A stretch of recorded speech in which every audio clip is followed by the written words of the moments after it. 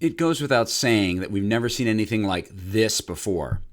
But each of us has experienced crisis in our lives, whether it's personally or professionally, and we always manage to get through it. Something that's been very helpful to me this past couple weeks is thinking about life today in the terms of sabbatical. And when you think about that word, you might reflect back on hearing about college professors who went on sabbatical, paid leave for 6 months or longer to explore some new opportunity.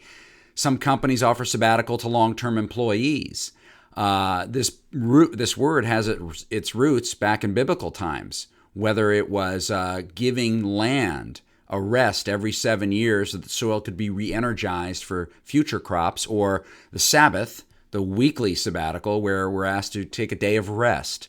Whatever it is, I can tell you that we're in the middle of one. Here in California, we've been asked to shelter in place.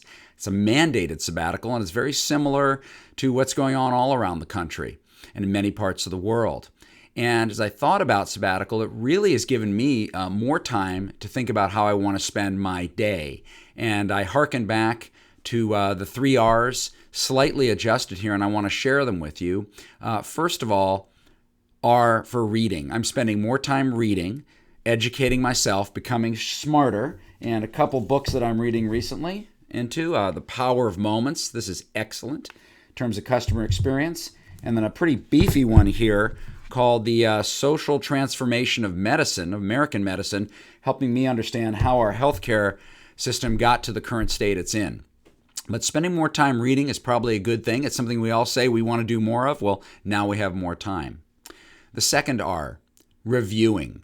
Last week, we reviewed our insurance policies, our home and our auto, and we found, guess what? We could save money and get better coverage. So that was a good use of time. We're reviewing the marketing plans for the upcoming book, Beyond Bedside Manner, and its launch. And I told you recently that I've put that on hold until we get a little further through all of this. But it's going to allow us to have a bigger bang when we actually do come out with the book. And third R, the one that I think is most important, is reframe. Reframe your day. Each day has a fixed amount of time, but if you spend too much of that time getting consumed with news and all the negative thinking, it's going to mess you around with how you approach your day. I don't know how long this is going to last. I don't know much about coronavirus, but I do know one thing. There's one thing more contagious than the virus itself, and that's fear. And so you want to do things that keep you from being fearful.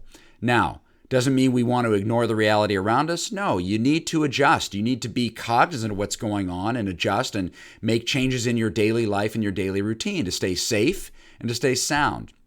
But I will just share with you that if you spend more time connecting, and even though we can't do it directly, maybe we can do it indirectly, spend time reaching out to friends and colleagues. I've been doing that, and it's a great way, whether it's phone, text, or FaceTime, to just check in on folks and see how they're doing.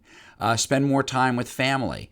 John DeJulius, who inspired this post, wrote earlier this week that the corona crisis creates the greatest opportunity for personal growth that he's seen in a long time, simply because we have more time.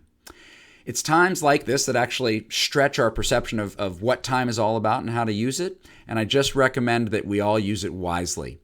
Be kind to one another, wash your hands, and love on your pets. And with that, I wish you a great day. Until next time, I'm Sharif Madavi.